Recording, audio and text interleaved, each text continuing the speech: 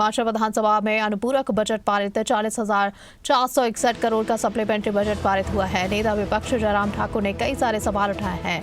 कुल बजट का 70% बजट है। अनुपूरक बजट आज तक 18% ही बजट होता था। जो सप्लीमेंट्री बजट यहाँ पर प्रस्तुत किया गया है और उस बजट में आप देख रहे हैं कि 40,000 करोड़ रुपए से ज्यादा का सप्लीमेंट्री बजट पास किया गया। टोटल जो बजट जो प्रस्तुत किया हुआ था पिछली बार का जो इस फाइनेंशियल ईयर के लिए था वो 58,000 करोड़ था और उसके बाद अगर ये 40,000 करोड़ रुपए को मिला करके सप्लीमेंट्री बजट को मिला करके ये जा करके कहां पहुंचा, लगभग 1 लाख करोड़ के करीब पहुंचा, यानी कि 98,000 करोड़ के लगभग पहुंचा। आमतौर पर जो हिमाचल प्रदेश की विधानसभा का नियम रहे हैं, जो परंपरा रही, जो कन्वेंशंस रही हैं, जब ये सप्लीमेंट्री बजट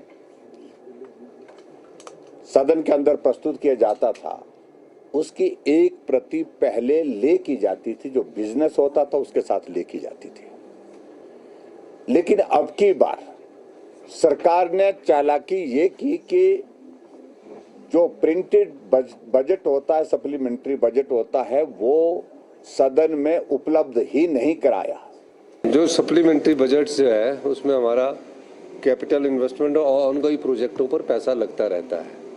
तो निश्चित रूप से जो हमने रिफॉर्म्स किए हैं, रिफॉर्म्स के बाद हमारे जो प्रोजेक्ट्स पूरे हो रहे हैं उसको पैसा दिया जा रहा है और हमने ये रखा है कि जो भी प्रोजेक्ट्स पूरे हो रहे हैं 70% से ऊपर, 80% से ऊपर, उनको पूर्ण करने की दिशा में हमने स्पीड अप काम किया है। पूरे सिस्टम को व्यवस्था परिवर्तन के माध्यम से स्ट्रीमलाइनिंग किया जा रहा है। नए कार्य तभी शुरू किए जा रहे हैं जब उसमें हम 30% पैसा डाल रहे हैं।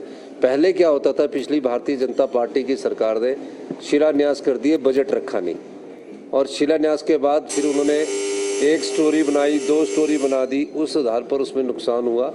हमने कहा कि सबसे पहले जो हमारे कैपिटल एक्सपेंडिचर होगा वो हॉस्पिटल्स में होगा, एजुकेशंस में होगा और जहाँ जरूरत होगी वहाँ बिल्डिंग बनाई जाएगी। इस दृष्टिकोण से हमने ये रखा है और निश्चित रूप से हमने जिस व्यवस्था परिवर्तन के माध्यम से नियमों में परिवर्तन किया है, कानून बदले हैं, उसका फ़ायदा हिमाचल प्रदेश की राज्य सरकार को भी होना शुरू हो चुका है और प्रदेश आत्मनिर्भरता की दिशा में आगे बढ़ना शुरू हो चुका है। हाँ, ये जरूर ब्रेक लगी कि आरडीजी के कारण 8 से 10,000 करोड़ रुपया जो 2026-27 से लेकर 2031 तक हर साल 8 से 10,000 करोड़ रुपया जो कटा है, उसका थोड़ा बहुत नुकसान हमें ज़रूर होगा।